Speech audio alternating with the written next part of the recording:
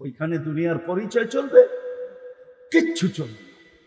যদি চলতো, হায় রংপুরের মানুষ রাগ হয় না, আমি আবু তালেব জন্ম কোথায় নিছে ওই জায়গা চিনি, আবু তালেবের ঘর কোথায় ছিল এটাও চিনি, আবু তালেব কোন জায়গায় মারা গেছে এটাও চিনি, আমি এখনো চিনি আবু তালেবের কবরটা কার কবরের পাশে লাগানো, আমি চিনি। আম্মা জান খাদিজাতুল কুবরার কবরের পাশে আবু তালেবের কবর। আম্মা জান যাকে আল্লাহ সালাম পাঠায়, আপনি চিনেন না আম্মা জানকে? আম্মা জানকে আপনারা চিনেন না? তার কবরের পাশে আবু তালেবের কবর। আমি যখনই মক্কায় যাই আর ওইখান দিয়ে যখন আমার যাওয়া হয়, বা আমি যখনও ওইখানে নিজ ইচ্ছায় যাই, আমার বুক ফেটা যায়, আমি দুনিয়াকে বুঝাইতে পারি না। আবু তালেবের কবর দেখলে বুক ফেটা যায়। 44টা বছর মুহাম্মদুর রাসূলুল্লাহ সাল্লাল্লাহু আলাইহি ওয়াসাল্লামকে বুকে রেখা পালছে, বুকে রেখা, সিনার ভিতরে রেখা পালছে। 6 বছর 6 মাস বয়সের থেকে নিয়া নবীজির বয়স যখন 50 বছর 6 মাস 10 দিন, ওই দিন আবু তালেব দুনিয়ার থেকে বিদায় নিছে। আপনারা চিনেন না আবু তালেবকে? আপনারা জানেন না মুহাম্মদুর রাসূলুল্লাহকে? যার ইশারা পাইলে ভাগ্য খুলে যায়, ভাগ্য।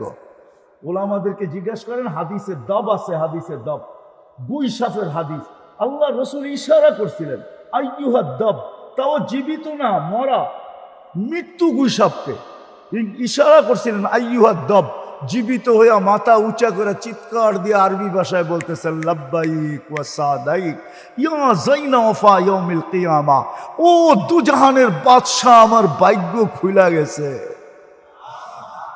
এই হাদিসের নাম হাদিসে দব হয়ে যাবে, দব। মনে হয় তিরমিজিতে এই রিওয়ায়াত আছে, হাদিসে দব। আল্লাহ রসুল বলছে, এত সুন্দর আরবি বলিস, কিছু জিজ্ঞাসা করবো? করেন। লিমান তাবুদ, ইবাদত কার করিস? গুইসাপ পর্যন্ত চিনছে, আর আমার শিক্ষিত যুবকরা আল্লাহ চিনে না, শিক্ষিত সমাজ আল্লাহ চিনে না। কালকে এই চেহারাটা কি করে দেখাবো, কি করে আল্লাহকে দেখাবো বলেন? রংপুরের মানুষ না, রংপুরের পরিচয় দিলেই চলবে?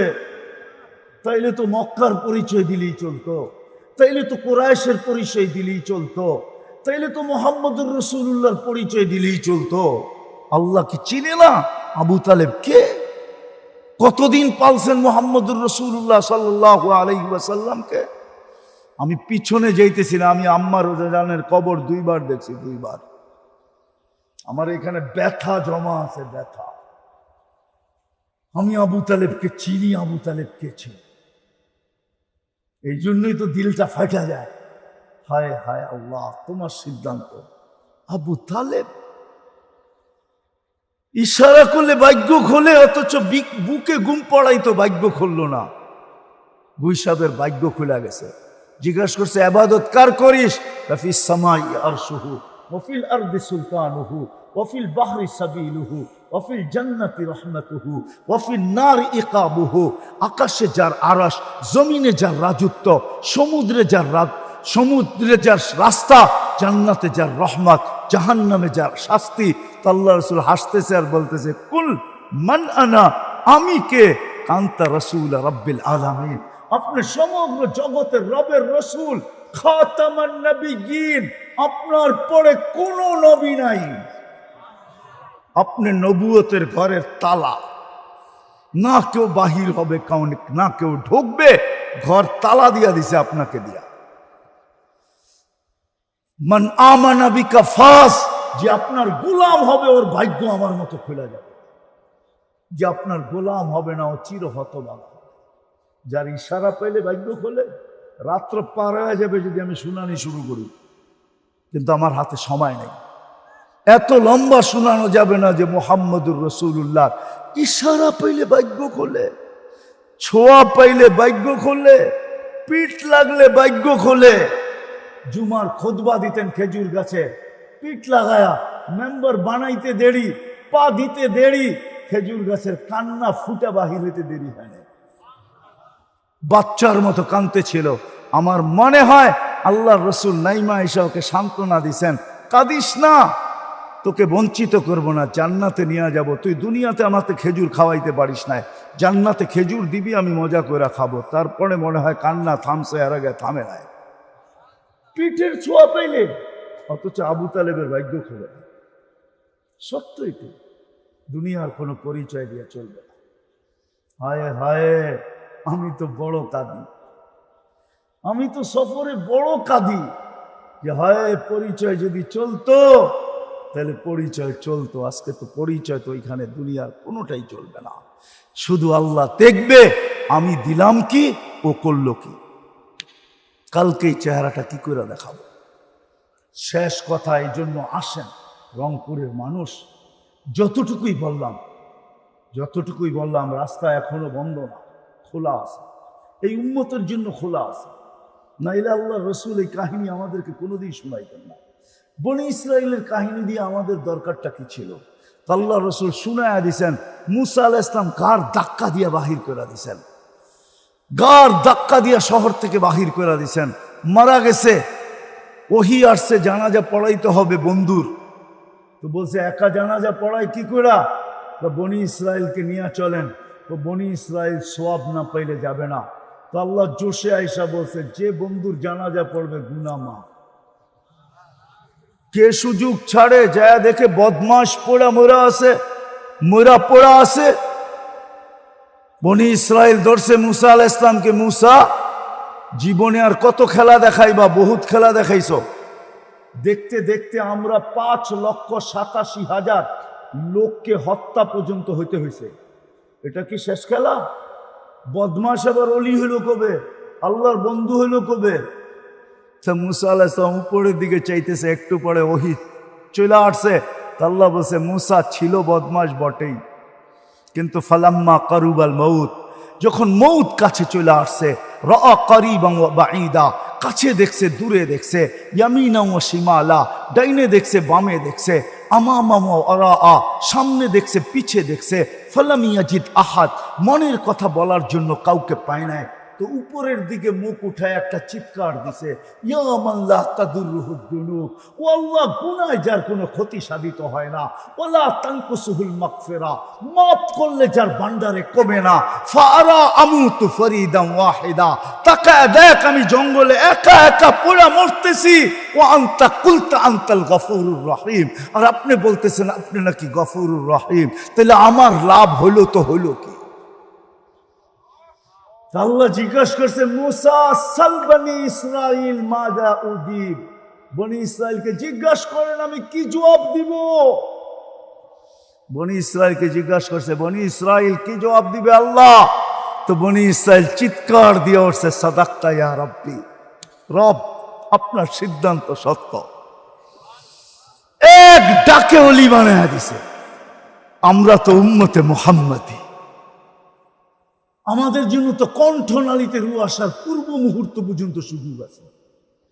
হায়, এই উম্মত যদি মুখ দিয়া বলতে পারে তওবা, তাইলে তো কোনো কথাই নাই। মুখ দিয়েও যদি তওবা না বলতে পারে, মনে মনেও যদি বলে, তাইলেও তো কোনো কথা নাই। আর যদি তাও না পারে, যারা বাকশক্তিহীনের মতো যদি আঙ্গুল দিয়ে এরকম ইশারা দিয়া দিতে পারে, তাইলেও কবুল। আসেন, আমার কথা যদি বুঝে আসে, আজকে চলেন আল্লাহর কাছে তওবা করবেন। কে কে করবেন দেখি? পাক্কা? মনের থিকা না ঠোঁটের থিকা? ঠোঁটের থিকা হলে কিন্তু ফতুয়া শোনায় দিব আব্দুল কাদের জিলানী রহমতুল্লাহ আলাইহ, লিসানুকা মুমিন কলবুকা মুনাফিক। মুখের দিলের থিকা তো? তাহলে আল্লাহকে বলে দেন, আল্লাহ কিন্তু এখন প্রথম আকাশে, আমাদের দুনিয়ার ছাদে আছেন। এখন রাত্রে 3 ভাগের 1 ভাগ অতিবাহিত হয়ে গেছে বহুত আগে। ডাকতেছেন, কে তওবা করবি আমি মাফ করে দিব। তাহলে বলেন, আল্লাহ অতীত থেকে তওবা করলাম, আপনি আমাদের গুনাহ মাফ করে দেন, আমাদের তওবা কবুল করেন। আমি মা বোনদেরকেও বলতেছি, ওই দোকান লাগায় যারা বসে আছে তাদেরকেও বলতেছি, নামান আজকের থেকে অঙ্গীকার করেন। এই উম্মতের বেশি করতে হবে, এই উম্মতের বেশি পরিশ্রমের প্রয়োজন নাই। হ্যাঁ, ছিল এক সময় যারা নিজের উপরে ধার্য করে আনিছিল। ওই যুগে আমি যেতে চাই না। আমি এই যুগে বৈশা কথা বলতে চাই। এই যুগের উম্মতের বেশি কিছু করার দরকার নাই, অল্প করলেই চলবে। বেশি আল্লাহ চানো না। যদি চাইতেন তাহলে 70 বছরের হিসাব নিতেন। 70 বছরের হিসাব আল্লাহ আমাদেরকে নিবে না। যে 70 বছর বয়স নিয়ে মারা গেল, ওর থেকে 70 বছরের হিসাব আল্লাহ নিবে না। হুজুররা হয়তো একমত নাও হইতে পারে, নিবে না। কেননা 15 বছর পর্যন্ত তো কলম উঠানো ছিল, বালেগ হওয়া পর্যন্ত। রুফিয়াল কালাম সবই হাত্তা ইয়াবলু, ওটার হিসাব নাই। 15 বছর বাদ নিষ্পাপের খাতায়। 70-এর থেকে 15 চলে গেল। তারপরে 24 ঘন্টায় যতক্ষণ ঘুমায় অতক্ষণ কলম উঠানো থাকে। রুফিয়াল কালাম না এম হাত্তা ইয়াস্তাইকিদ, ঘুমন্ত ব্যক্তি যতক্ষণ পর্যন্ত সজাগ না হয় ততক্ষণ পর্যন্ত কলমের বিরুদ্ধে চলে না। এটাও মা। আর রইল তো রইল কতটুকু, কতটুকু রইল, এটাও তো বেশি চান না। 24 ঘন্টা সেজদায় পড়া রাখা চায় না। জান্নাত শুধু 5 ওয়াক্ত যদি ঠিক মতো আসতে পারি। আমি তো বলি আল্লাহ নামাজের জন্য ডাকে না। আমাগো নামাজ, আমরাই কি নামাজই কি, ঠিক না? এই মজমার একজনও তো বলতে পারবে না 3 চিল্লা আলাও আছে, এখানে চিল্লা আলাও আছে। রাগ হয়ে যাবেন বলবো? বলতে তো পারবে না। আলেম ওলামা ছাড়া কেউ তো বলতে পারবে না যে আমি 2 রাকাত নামাজ কোনো আলেমকে সামনে পড়া সত্যায়িত করে নিছি। সত্যায়িত বোঝেন? আলেম ওলামার সামনে পড়ছি আর বলছি আপনি লেখা দেন আমার নামাজটা ঠিক আছে। পারবেন কেউ হাত উঠাইতে? একজনও তো না। তাহলে আমাদের নামাজ কি? আমরা জানি না নামাজ কি? আল্লাহ নামাজের জন্য ডাকে না, জান্নাতের চাবি দিতে ডাকে, চাবি। এই জন্য এই মাদ্রাসার মক্তবের ছেলে নিয়ে আসেন 3 নম্বর হাদিস মক্তবের, মিফতাহুল জান্নাতি আসসালাহ, জান্নাতের চাবি নামাজ। আল্লাহ উম্মতকে জান্নাতের চাবি দিতে ডাকে, চাবি দিতে। কুদরতি পায়ে মাথা রাখতে ডাকে। লম্বা হয়ে যাবে। আমরা তো নামাজ শুধু ইবাদত মনে করি, ইবাদত নাই। এটা তো সমস্ত ইবাদতের চাবিকাঠি। নাইলে কেন বলতেন ইদা সালুহা সালুহা সাইরুল আমাল, নামাজ ওকে, জীবন ওকে। আমার জাতি যদি শুধু নামাজ, আজকে যেই গরম বাংলাদেশে চলতেছে, আমি তো বলতেছি আল্লাহ নারাজ হয়ে গেছেন। আর হবেন না কেন? হবেন না কেন? 70% মানুষ তো রমজানে নামাজ পড়ে নাই। পড়ছে? কয় পার্সেন্ট পড়ছে? 30%। 70% পড়ে না। রমজান তো রমজান ছিল না, 1 মাস তো 70 মাস ছিল। 1 মাস তো 83 বৎসর ছিল, লাইলাতুল কদর। 1 মাস পড়ে যদি বসে থাকতো, বাকি 11 মাস না পড়তো, আল্লাহ যদি গরম দিত তাহলে উপর দিকে হাত উঠায় বলতে পারতো গরম দেন কেন? আল্লাহ যদি জিজ্ঞাসা করতো 11 মাস আসলি না কাছে, গরম দিব না তো দিব না কেন? আপনিও তো বলতে পারতেন 1 মাস তো পড়ছি। ওটা কি 1 মাস ছিল? ওটা তো 70 মাস ছিল। 1 ফরজ পড়লে 70 ফরজ, 1 দিন পড়লে 70 দিনেরটা হয়ে গেছে। 1 মাস পড়ছি 70 মাসেরটা হয়ে গেছে। রাগ হন তো রাগ হন কেন? বাদ দিয়া দেন 11 মাস, দরকার নাই 11 মাস বাদ দেন, তারপরও তো আমার কাছে থাইকা যাবে। আল্লাহকে তো বলতে পারতো আজকে গরম দিবে না তো দিবে কি? আমি তো বলি আকাশ থেকে তো আগুন দেয় না, এটা তো শুধু নবীজির কারণে দেয় না। নবীজির সাথে অঙ্গীকার করছে আপনার উম্মতকে সমূলে ধ্বংস করব না। মৃত্যু লঙ্গে অগ্নিকার করছেন, বন্ধু চলে আসেন। জিবরিলকে জিজ্ঞাসা করছে, চোখে পানি। জিবরিল আলাইহিস সালাম জিজ্ঞাসা করছে আতাবকি ওয়া আনতা ইলা রাফিকিল আলা, এখনো কাঁদেন? আল্লাহর সান্নিধ্যে তো চলে যাবেন। আল্লাহ অপেক্ষা করতেছে, বলতেছে ভাই এখনো 1 প্রশ্নের জবাব বাকি। বলছে সেটা কি? ফামান লিবাদি লি উম্মতি, আমার পরে উম্মতকে কে দেখা রাখবে? কে বুকে জড়ায় রাখবে? কে পাহারা দিবে? আল্লাহ বলছে লা আতরুকু উম্মাতাকা ওয়াহদা ওয়ালা ফারদা, আপনার উম্মতকে আমি একা ছাড়বো না, আমি দেখা রাখবো। নবীজির কারণে বেঁচে গেছে, নাইলে তো আগুন বর্ষিত হওয়ার কথা ছিল। এই গরম, তাইলে বৃষ্টি দিয়ে শুধু ডুবায় দেওয়ার কথা ছিল না, পুরা দশায় দেওয়ার কথা ছিল। মাত্র তো বৃষ্টি দিতেছে, দুবাইতে বৃষ্টি, ওমানে বৃষ্টি, মুসলিম জগতে যা দেখতেছি, এটা আল্লাহ নারাজ হয়ে গেছে। তওবা তো করলাম, আসেন আজকের থেকে অঙ্গীকার করি, কমসে কম পুরা পারি আর না পারি, আজকের থেকে 2-3টা কথা বলবো, শেষ। আজকের থেকে নামাজ কোনোদিন, ওয়াদা পাক্কা, হ্যাঁ সত্য। দ্বিতীয় আরেকটা কথা শেষ, আজকের থেকে হক্কানি আলেম ওলামা আল্লাহ ওয়ালাদের সাথে চলবে কি? রংপুরে নাই? নাই? আছে? হক্কানি আলেম ওলামা নাই? আল্লাহওয়ালা নাই? জুমাবাজার মাদ্রাসায় চলে যায়, অ্যাড্রেস দিয়ে গেলাম। এরকম মাদ্রাসা আরো আছে। হক্কানি আলেম উলামা আল্লাহওয়ালাদের সাথে চলে। সর্বশেষ কথা, বিশেষ করে আমি শিক্ষিত বা যুবক সমাজের পায়ে হাত রেখা বলবো, তোমরা যদি চলতে না পারো, কখনো আলেমদের উপরে আঙ্গুল উঠায় না। উঠাবা? হ্যাঁ, অঙ্গীকার। কে কে অঙ্গীকার করতে পারেন যে আলেমদের উপরে আঙ্গুল উঠাবো না? আমি দিতেছি, শেষ করতেছি, এটা এই জন্য, রব্বে কাবার কসম, তুমি যদি একবার আঙ্গুল উঠাইলা, এই আঙ্গুল তোমাকে বড় যাতনা দিবে, আজকে না কালকে, কিয়ামতের মাঠে।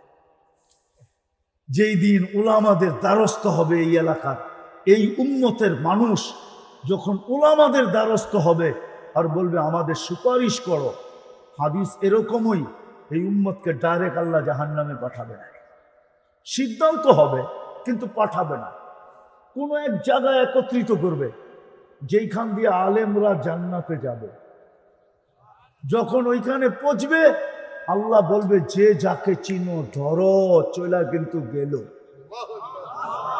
তো ধরবে আর বলবে আমি রংপুরের মানুষ, আপনি রংপুরের আলেম ছিলেন, আমি তো ফাইসা গেছি, সুপারিশ করেন না, আপনাদেরকে আল্লাহ আজকে অধিকার দিছে, কিন্তু আপনি যদি আঙ্গুল উঠায় থাকেন তো রব্বে কাবার কসম কোনদিন আপনারটা গ্রহণযোগ্য হবে না, না, না, না, না।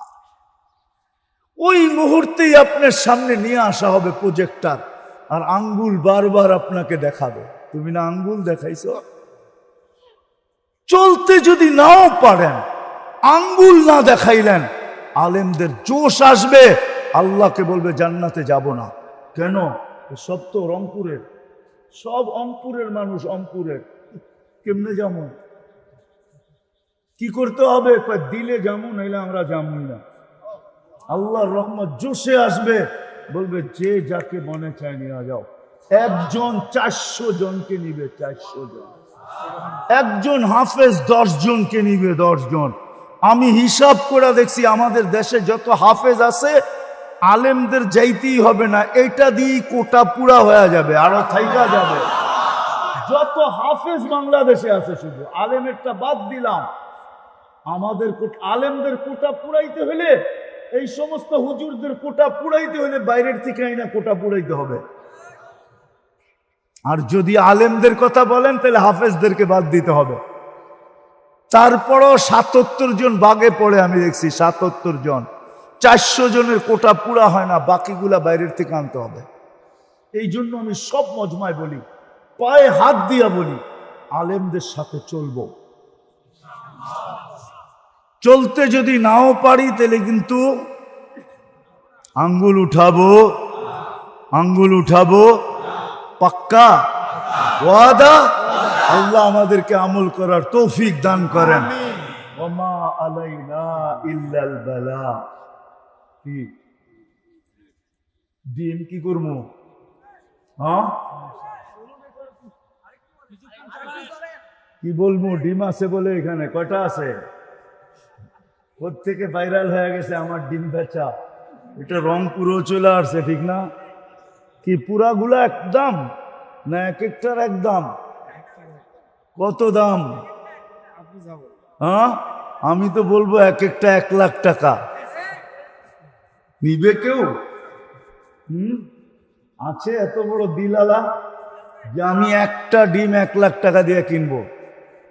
হ্যাঁ সবাই দোয়া দিয়া দিমু। দেখেন এই ডিমের ভিতরে কি খেলা দেখায়, এই ডিমে কি ম্যাজিক দেখায়।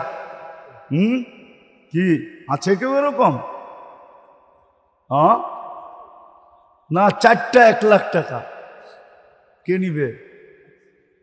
চারটা 1,00,000 টাকা। আছে 4 জন, যে 4 জনে নিমু চারটা? না, এত বড় কলিজা মনে হয় নাই। মাদ্রাসার জন্য, আমার জন্য না। আমি ডিম ঢাকার থেকে নিয়ে আসি নাই বেচার জন্য, মাদ্রাসার কাজে লেগে যাবে।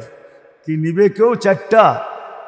1,00,000 টাকা, 25,000 করে দেখি। ফিতাকে কাটবে তাইলে বাকিগুলো হয়ে যাবে। কোনো একজন যদি ফিতা কেটা ফেলে। আছে কয়টা এখানে? হ্যাঁ গোনাও নাই? তওবা তওবা, গুনাহ দেন। আচ্ছা কমায়া দিলাম, এক একটা 10,000 টাকা করে। কে কে নিবে? এইবার তো হইতে পারে, ঠিক না? হ্যাঁ একজন দাঁড়ান যে আমি নিব একটা। হইতে পারে আপনি যেই নিয়তে নিবেন, আল্লাহ ওয়ালারা এখানে আছে, আমার দোয়া নাও লাগতে পারে। কিন্তু আমি তো এটাই বলি, উম্মতকে দাড়ি দিছিলেন জান্নাতে যাওয়ার জন্য। এই সাদা দাড়ি আলেম ওলামাকে দেখা আল্লাহ দিনের ভিতরে এরকম কৃষ্মা দিয়া দিতে পারেন যে আপনি যেই নিয়তে এই যে একজন হয়ে গেছে, সাব্বাস, একজন হয়ে গেছে, একটা নিবে। ওই যে বলেন বাকি কে নিবে? আরেকটা কে নিবে? জলদি জলদি বলেন, জলদি। ডিম কিন্তু কম, শেষ হয়ে গেলে পরে আর চাইলে পাওয়া যাবে না। একটা কিন্তু বিক্রি করে ফেলছি, আরেকটা আছে। হুজুর একটু ফু দিয়া দেন, একটু ফু দিয়া দেন। আমিও দিব নে মোহতারাম সাহেব, হুজুর আপনি একটু ফু দিয়া দেন। বলেন বলেন, ভাইরাল যখন হইছি হয়েই যাই। মাইসে যদি 1,00,000 এক ডিম বেচতে পারে তো।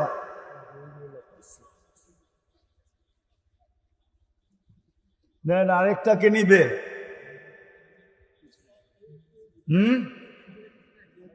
ও এই পাশে আছে, মাশাআল্লাহ। হুজুর দেন দেন দেন, হয়ে গেছে 2টা।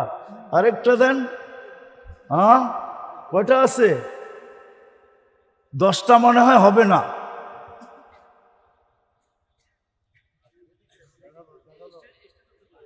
আর কে? তৃতীয় কে? তৃতীয় তৃতীয় তৃতীয়, জলদি উঠাউঠি করেন না, আমরা দোয়া করব।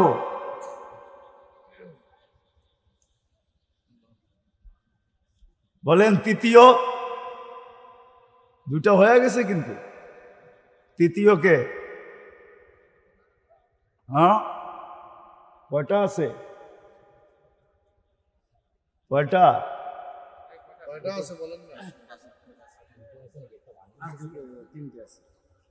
হ্যাঁ মোট কয়টা? কয়টা আছে? এই 3টেই, এই 4টেই, শুধু 4টা আছে বাস।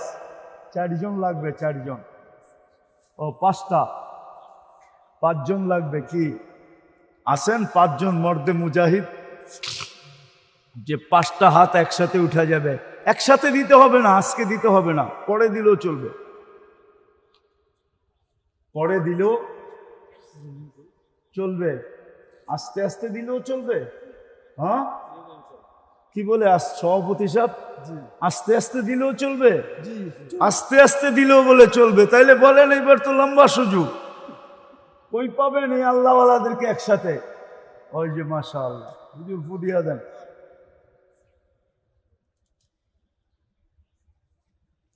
আর আর 4টা আছে, জলদি।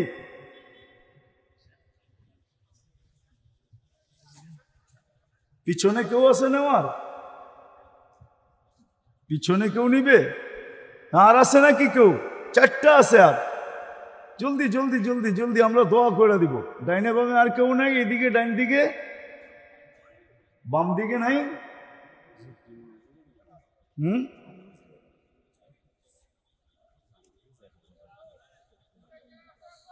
নামাজ কয়টা আছে?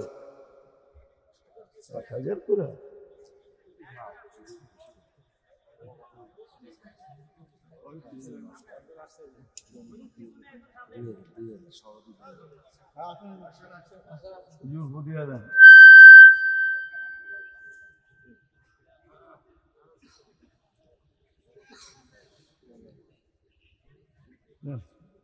আমি তো দিছি আগে। ওই যে পিছনে একজন আছে, দিয়া দেন। ওই দুটোও চলে যাবে। তারপরও চমক আসতেছে, আরো দুইজনের পরে কিন্তু আরেক চমক আসতেছে। ভালো মতে ভাইরাল করেন আমারে, পরে মানুষ খালি লিখতে থাকো ফেসবুকে যে হুজুর ডিম বেচা শুরু করছে। টাকাও দিয়ে দিছে, সাব্বাস। মন আর দুইটা দুইটা দুইটা, আর দুইজনকে। ওই যে পিছনে আছে একজন,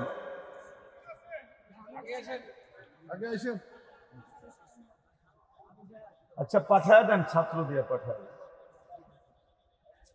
মাশাআল্লাহ মাশাআল্লাহ। আর একটাই আছে, একটা।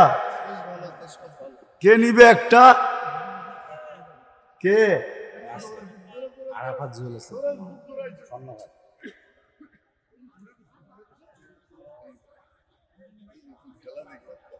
এখন কিন্তু আছে জায়নামাজ,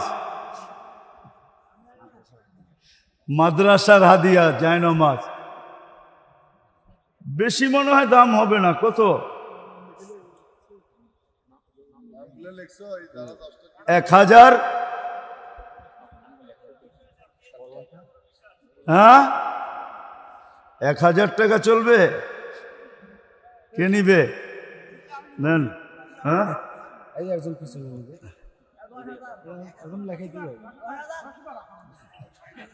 আসেন আসেন আসেন আসেন আসেন, জলদি আসেন, তাহলে শেষ হয়ে যাবে। দেন দেন, জায়নামাজ দিয়ে দেন। আরে আপনি তো দিতেছেন না। লন, আর কে নিবে? তুমি। আর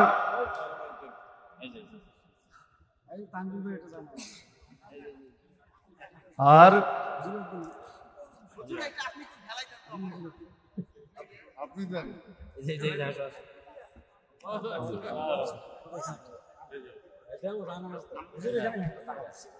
আরো জায়নামাজ আছে? একটা না, একটা 1000, একটা 1000 বেচা যাবে না। অসুবিধা নেই, ইনশাআল্লাহ। ঠিক আছে, আচ্ছা, এই যে নিয়ে গেছে।